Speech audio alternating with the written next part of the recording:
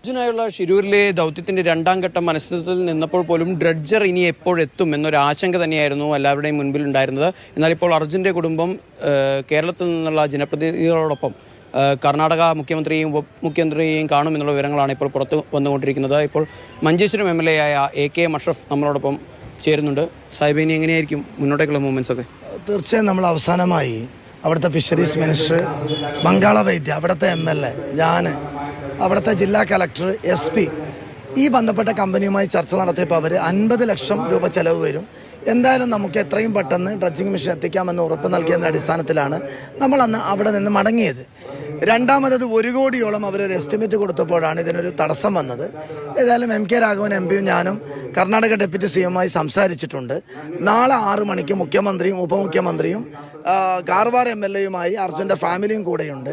ചർച്ച നടത്തി ഈ സാമ്പത്തികം സർക്കാർ ഏറ്റെടുക്കണമെന്നുള്ള റിക്വസ്റ്റാണ് നമ്മൾ മുമ്പിൽ വെച്ചിട്ടുള്ളത്.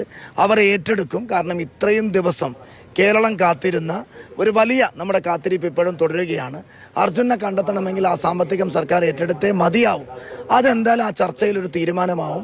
എത്രയും പെട്ടെന്ന് ഡ്രഡ്ജിങ് കാർവാറിലെത്തിച്ച് ഭാരത് ബെൻസിനെയും അർജുനെ കണ്ടെത്താനുള്ള ശ്രമം, ആ തെരച്ചിൽ തുടരും എന്ന വിശ്വാസത്തിലാണ് ഞങ്ങളുള്ളത്. എത്ര ദിവസത്തിനുള്ള ഡ്രഡ്ജിങ് തുടങ്ങാൻ കഴിയുന്നുള്ള വിശ്വാസമുണ്ട്? അവരന്ന് പറഞ്ഞത് 7 days ആണ്.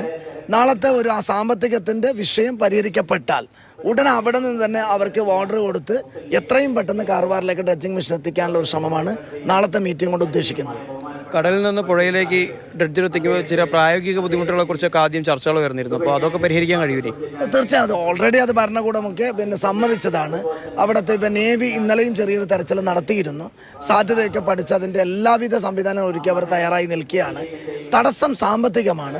അത് നാളെ കർണാടക സർക്കാർ ഏറ്റെടുത്താൽ ഒരു തടസ്സവുമില്ലാതെ നമുക്ക് ഡ്രഡ്ജിങ് മെഷീൻ എത്തിക്കാൻ കഴിയും. സാമ്പത്തിക പ്രതിസന്ധി എത്രയും പെട്ടെന്ന് തന്നെ പരിഹരിച്ച് ആ പ്രതിസന്ധികൾ മൊത്തം ഇല്ലാതാക്കിക്കൊണ്ട് 3ാം ഘട്ടം, ഏറെ നിർണായകമായിട്ടുള്ള അർജുൻ്റെ ദൗത്യത്തിലെ 3ാം ഘട്ടം ഉടനടി തന്നെ ആരംഭിക്കാം എന്നുള്ള ഒരു ശുഭാപ്തി വിശ്വാസമാണ് AK മഷ്റഫ് MLAയും മുന്നോട്ടേക്ക് വയ്ക്കുന്നത്.